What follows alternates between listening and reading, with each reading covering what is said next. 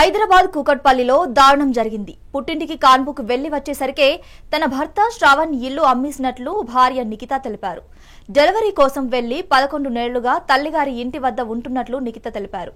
IT కంపెనీలో ఉద్యోగం చేస్తున్న మహిళ ప్రతి నెల ఇంటికి ఈఎంఐ కోసం భర్తకి డబ్బులు పంపుతున్నట్లు ఆమె అన్నారు. తరచూ నిఖితతో గొడవలు పడుతూ భర్త శ్రావణ్ ఇంటికి రావడం లేదన్నారు. డెలివరీ అనంతరం కుటుంబ సభ్యులతో కలిసి ఇంటికి వస్తే మాకు ఇల్లు అమ్మేశారు అని ఇంట్లో ఉన్న వ్యక్తులు చెప్పినట్లు నిఖిత ఆవేదన వ్యక్తం చేశారు. భర్తకి ఫోన్ చేస్తే స్పందించకపోవడంతో పోలీసులకు ఫిర్యాదు చేసినట్లు ఆమె తెలిపారు.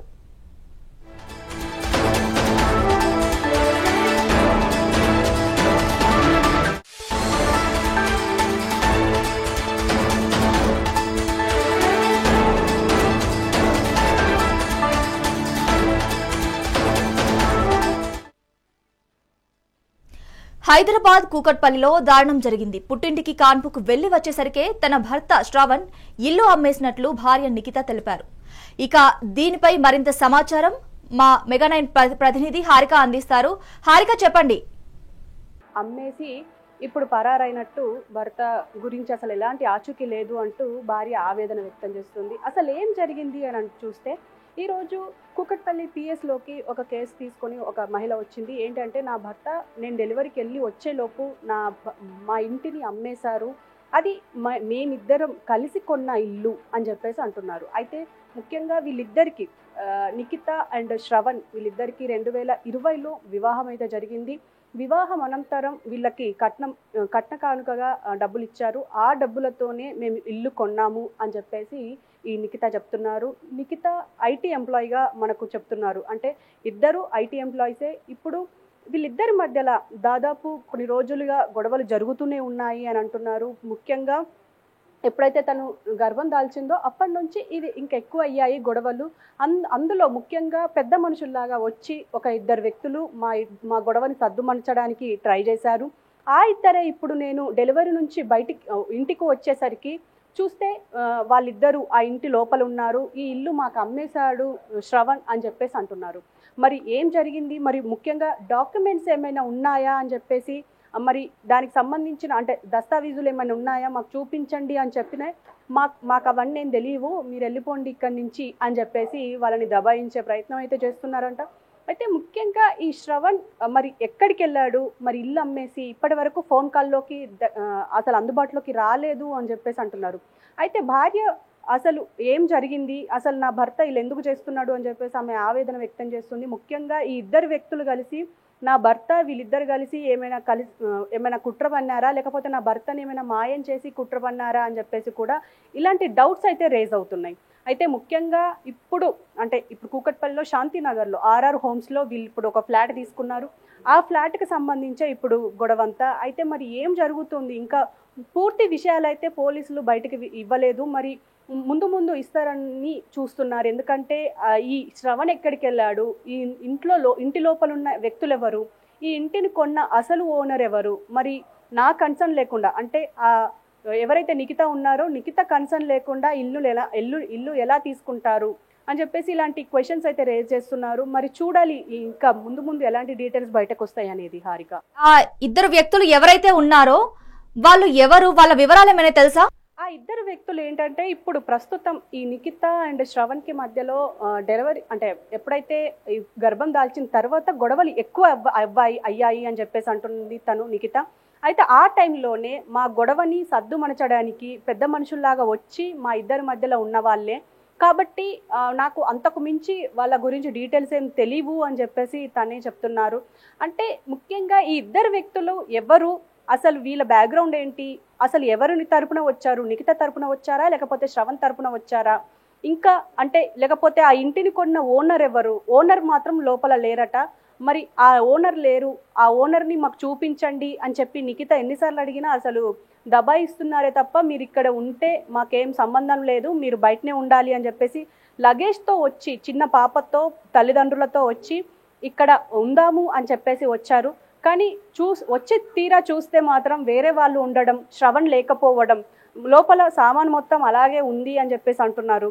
మరి అలాంటప్పుడు నా భర్త లేకుండా వీళ్ళిద్దరు ఎందుకున్నారు, ఒకవేళ అమ్మేస్తే డాక్యుమెంట్స్ ఏవి, ఒకవేళ అంటే ఇప్పుడు ఇద్దరు కన్సర్న్ లేకుండా అయితే ఇల్లును అమ్మలేరు, ఎందుకంటే ఇద్దరి పేరు మీద ఉంది అని చెప్పేసి అంటున్నారు. మరి ఒక ఒక అంటే హస్బెండ్ సైన్తోనే మొత్తం రిజిస్టర్ అయిపోదు. మరి అలాంటప్పుడు వీళ్ళు మొత్తానికి ఎలా షిఫ్ట్ అయ్యారు, ఈ 11 నెలల గ్యాప్లోనే ఏం జరిగింది అని చెప్పేసి కనుక్కోవాల్సింది. ఎందుకంటే దాదాపు 11 నెలలుగా తను ఇంట్లో లేదు, డెలివరీ నిమిత్తం ఇంటికి వాళ్ళ పుట్టింటికి వెళ్ళింది, వచ్చిన తర్వాతనే ఇదంతా జరిగింది. కాబట్టి ఖచ్చితంగా మరి పోలీసులు అయితే కేసు నమోదు చేసుకొని దర్యాప్తు అయితే చేస్తున్నారు. అసలు ఏం జరిగింది, డాక్యుమెంట్స్ ఏమైనా ఉన్నాయా లేవా, ఒకవేళ ఉంటే అవి ఎవరి పేరు మీద ఉన్నాయి, మరి ఇద్దరి కన్సర్న్ లేకుండా ఎలా రిజిస్టర్ అయ్యింది అన్న కోణంలో పోలీసులు ప్రస్తుతం కేసు విచారిస్తున్నారు. హారిక, ఇప్పుడు శ్రవణ్ కాల్ కనెక్ట్ అవ్వట్లేదు అనేసి వస్తుంది చెప్తున్నారు కదా, మరి తనని కిడ్నాప్ చేసి ఉంటారా లేకపోతే తనంతట తానే వెళ్ళిపోయాడు, ఏదైనా విషయం తెలిసిందా? ప్రస్తుతం అయితే అలాంటి డీటెయిల్స్ అయితే బయటికి రాలేదు. ఏంటంటే అంటే శ్రవణ్ కన్సర్న్తోనే వీళ్ళిద్దరు లోపల ఉన్నారా, లేకపోతే ఇప్పుడు ఈ మధ్య మనం చూస్తూనే ఉన్నాము, విచిత్రమైన సంఘటనలు బయటకు వస్తున్నాయి, సోషల్ మీడియాలో వైరల్ అవుతున్నాయి. భర్త అంటే ఆస్తి కోసం చంపుకోవడమా, లేకపోతే బాయ్ ఫ్రెండ్ కోసం గర్ల్ ఫ్రెండ్ కోసం భర్తను చంపడం, భార్యను చంపడం, ఇలాంటివి జరుగుతూ ఉన్నాయి. కానీ ఇప్పుడు ఈ కేసు మాత్రం చాలా విచిత్రంగా ఉందని చెప్పాలి.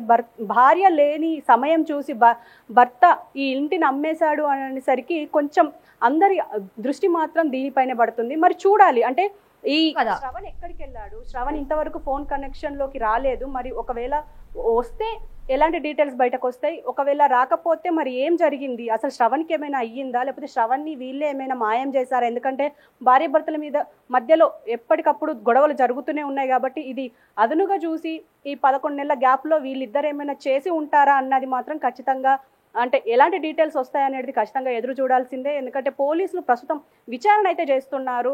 ఈ శ్రవణ్కి ఏమయ్యింది, లేకపోతే ఈ 11 months గ్యాప్లో ఏమయ్యింది, లేకపోతే ఈ ఇద్దరు ఎవరు, లేకపోతే కొన్న ఓనర్ ఎవరు అన్న దాని మీద అయితే ప్రస్తుతం విచారణ జరుగుతుంది. Harika, okay, thank you Harika. నా పేరు నిఖిత అండి, మా ఆయన పేరు నల్లూరి శ్రవణ్. నాకు అక్టోబర్ 2020లో పెళ్ళయిందండి. నేను ఒక IT ఉద్యోగిని. నేను కడుపు అయితే మా ఇంటికి వెళ్ళానండి ప్రెగ్నెంట్గా. వెళ్ళి వచ్చేసరి ఇప్పుడు పాప పెద్దది అయినాక వచ్చానండి. మా ఇంటికి వచ్చేసరికి ఇల్లు తాళం వేసింది. నాకు తీయమని అడిగితే వేరెవరో కనిపిస్తున్నారండి. ఎవరు మీరు అంటే మేము ఇంటికి ఓనర్స్ అని అంటున్నారు. నాకు తెలియకుండా ఇల్లు అమ్మారని తెలిసిందండి ఇప్పుడు వాళ్ళు అన్నదాన్ని బట్టి. ఎలా అమ్మారు అని అంటే వీళ్ళు యాక్చువల్గా మాకు కొంచెం డెలివరీ ప్రెగ్నెంట్ ఉన్నప్పటి నుంచి చిన్న చిన్న మనస్పర్ధలు లాంటివి ఉంటే మాట్లాడారండి. ఆ రోజు వీళ్ళందరూ వచ్చారు పెద్ద మనుషులాగా. ఈ రోజు మేమే కొన్నామని అంటున్నారు. డాక్యుమెంట్స్ చూపించమంటే చూపించట్లేదు, ఓనర్ రమ్మంటే రావట్లేదు, సెల్లర్ ఓనర్ ఎవరు ఉండట్లేదు. మమ్మల్ని ఇక్కడే మార్నింగ్ నుంచి ఇక్కడే కూర్చోబెట్టారండి. నేను పోలీస్ స్టేషన్లో కంప్లైంట్ చేద్దామని అనుకుంటున్నాను. ఇల్లు తీసుకోవడం డౌన్ పేమెంట్ మా పేరెంట్స్ ఇచ్చిన డబ్బులతోనే తీసుకున్నామండి. లోన్ కూడా ఇద్దరం కలిసే పెట్టాము.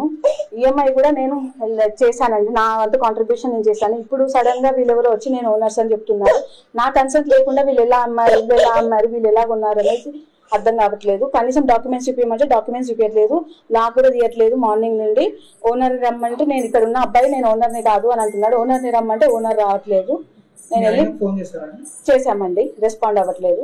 నాకు ఎక్కడికి వెళ్ళాలో ఎక్కడ ఉండాలో అర్థం కావట్లేదండి. నా ఇంటికని నేను వచ్చాను, కానీ ఇక్కడ అంత ఏదో జరుగుతుందండి. నేను పోలీస్ స్టేషన్కి వెళ్ళి కంప్లైంట్ చేద్దామని అనుకుంటున్నాను.